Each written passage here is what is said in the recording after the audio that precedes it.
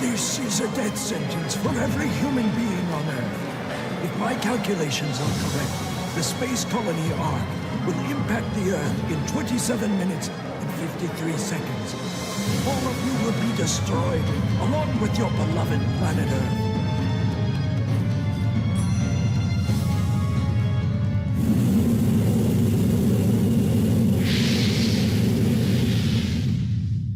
Dr. Gerald Robotnik is the grandfather of Ivo Robotnik. If that name sounds familiar, that's because Dr. Gerald is the grandfather of Dr. Eggman, and Dr. Eggman's cousin, Maria Robotnik. During his peak, Dr. Gerald was known as one of the best scientists of the world, so much so that he was able to successfully create a space colony on something called the Space Colony Ark. Impressed with his brilliance and his accomplishment on the Space Colony Ark, the President of the United States asked Dr. Gerald to create a type of medicine or treatment that could give someone immortality, or at least delay death and accelerate life. Dr. Gerald was very hesitant to do this and actually refused at the beginning, but when he found out that his granddaughter Maria had a disease that was slowly but surely taking her life, he decided to go to Space Colony Ark and start work on Project Shadow, the ultimate life form. Dr. Gerald, Maria, and a bunch of lab scientists lived on Space Colony Ark, working on Project Shadow and trying to figure out the ultimate life form. Doing so, they created the Bio-Lizard, which we find out is the prototype ultimate life form in Sonic Adventure 2 Battle. Essentially, the lizard got way too big for control, and so Dr. Gerald decided to go back to the drawing board after this pseudo-success. It was at this time that Dr. Gerald Robotnik would then discover the Gizoids, which is what Emerald is in Sonic Battle. Gizoids are highly intelligent androids that can clone or imitate moves and abilities from other life forms. Dr. Gerald realized that this could be a really big threat, so he was able to get a failsafe for if the Gizoid would get 7 Chaos Emeralds, they could then have a heart and soul and be more human-like and not just take over the world. Meanwhile, as Dr. Gerald is working on curing Maria and creating the ultimate life form of Project Shadow, a giant black ship called the Black Comet enters the Earth's atmosphere and is led by Black Doom, the leader of an alien race, the Black Arms. The Black Arms only comes around on the Black Comet towards Earth every 50 years, so Dr. Gerald made a deal with Black Doom. For the use of Black Doom's DNA for Project Shadow, he would then have Shadow collect the 7 Chaos Emeralds and return them to Doom in 50 years when they return. Black Doom agreed to these terms and left Earth, giving Dr. Gerald some of his DNA to work on Shadow. However, Dr. Gerald realized that the Black Arms and Black Doom in extension are actually trying to eradicate the human race, so he decides to, without letting Black Doom know, create the Eclipse Cannon, which needs 7 Chaos Emeralds to operate. So Shadow will now have to get 7 Chaos Emeralds, and instead of giving it to Doom, put it into the cannon to blast the Black Comet out of the sky in 50 years when the aliens return. However, the president and the military agency Gunn noticed that Dr. Gerald has gotten a little bit too powerful up on the Space Colony Ark and didn't like that he was talking to an alien threat that could wipe them out, so they decided to infiltrate and shut down Dr. Gerald's work. Gunn head off to Space Colony Ark and even send a Gizoid to attack and capture the Doctor.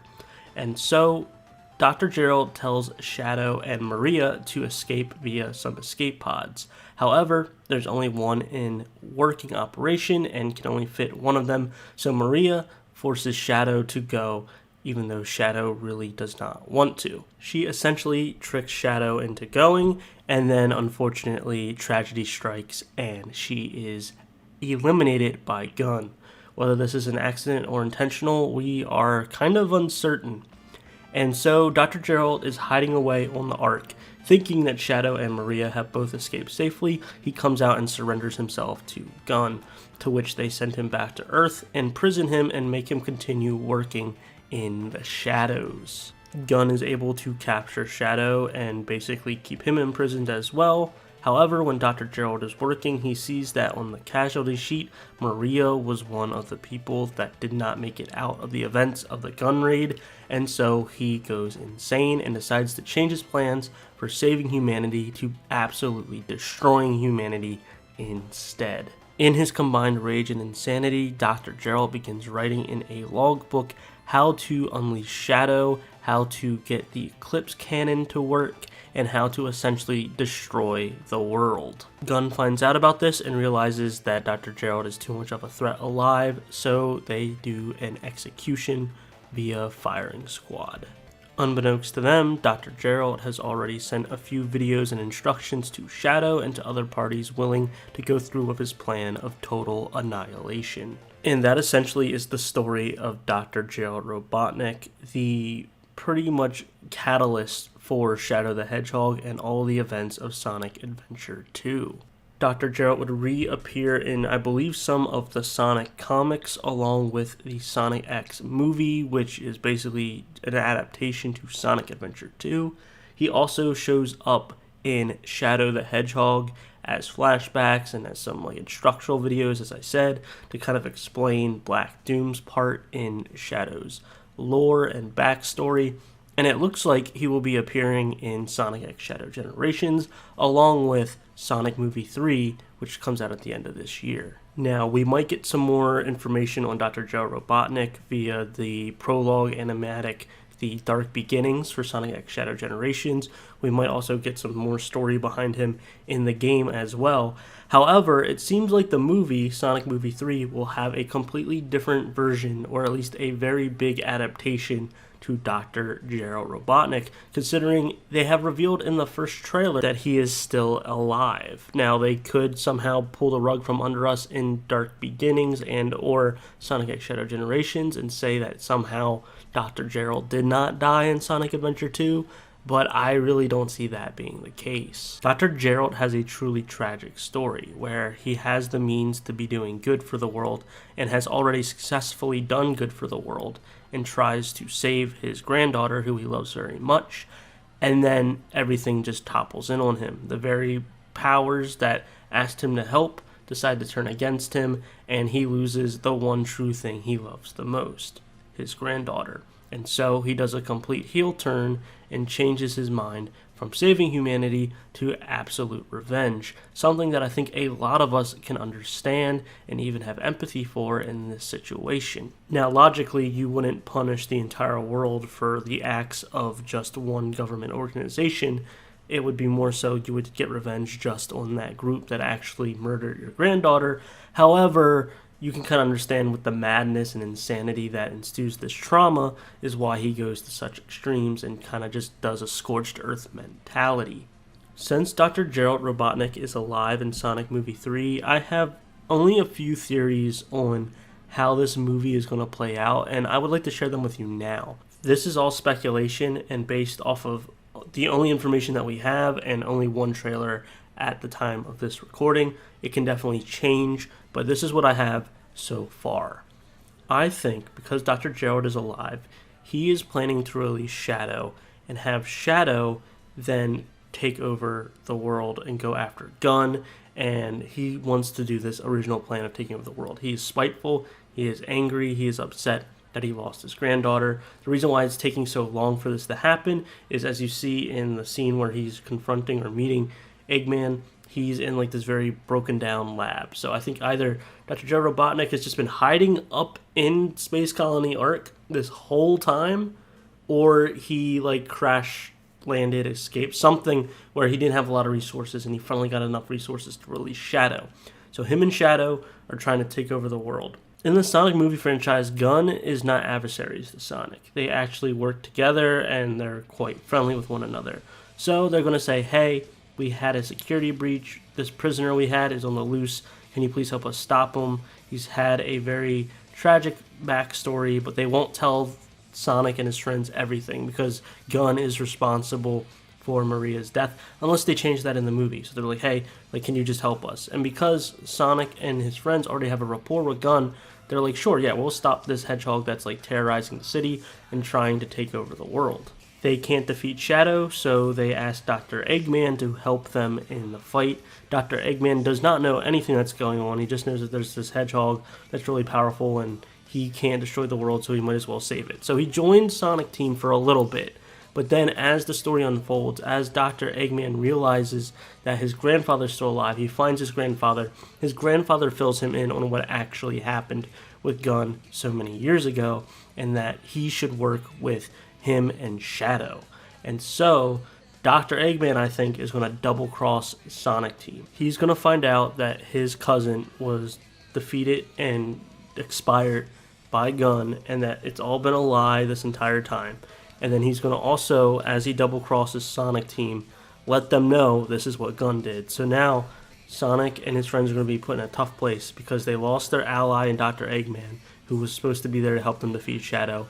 And then Gunn has lied to them about what actually happened, so they can't trust Gunn. And they're going to be in this really difficult place. And now they have to fight Shadow, Dr. Eggman, and Dr. Gerald Robotnik, who are all planning to take over the world. Now, there's a few things that I think they're going to keep true to Sonic Adventure 2 and to Shadow's origin game, where I think Shadow will become an anti-hero. He will eventually turn to the good side. Maybe Sonic has a really good pep talk. Something has to happen in there that switches Shadow over, and him and Sonic are, of course, going to go Super Sonic and Super Shadow by the end of the movie. So I think that's still definitely going to happen, but I think it's going to be them versus the Eggmans. Two hedgehogs versus Eggman and his grandfather, Dr. Joe Robotnik, trying to take over the world. Whether that's with the Eclipse canon or if they try to do something else, we'll just have to see. And then they're going to clash, and then that'll be it. Now, Jim Carrey did say he wanted to retire, and he did come back for Sonic Movie 3, but I do think he really does want to hang up the hat. So it would be good if, at the very end of the movie, Dr. Eggman eventually realizes he needs to, save the world and sacrifices himself for the greater good. But I don't know if that really works, because then he has to switch sides 3 different times. So I don't know if that's actually going to happen. That was my big overarching theory for Sonic Movie 3, was that Dr. Eggman was going to eventually pass away, but sacrificing himself for the world and kind of round up that arc so that Jim Carrey can be done acting. And they still might do that, but if this theory that I have now, where Eggman works with Sonic Team, double crosses them to work with Dr. Gerald, but then double crosses Dr. Gerald again to save the world, it doesn't really make much sense and doesn't really add up. So I don't really know about that, but that's kind of where I'm seeing this movie possibly heading. Once again, I could be completely wrong. I hope I'm wrong. I hope it's something that's not that as predictable. This is all speculation. It's based off of one trailer and just a little bit of information that we've gotten over the years. What do you guys think of my theory? Let me know down in the comments. And if you have any other theories about Dr. Gerald Robotnik or Sonic Movie 3 in general, please let me know down in the comments. I'm very eager to hear what you guys have to say. If you made it all the way to the end of the video, thank you so much. I really do appreciate it. Please consider liking the video and subscribing if you haven't already. I only do Sonic content on here. We're about to really unpack some big videos leading up to Sonic X Shadow Generations and, of course, Sonic Movie 3. I'm OCDsaster, and I hope you have a super Sonic rest of your day. See ya.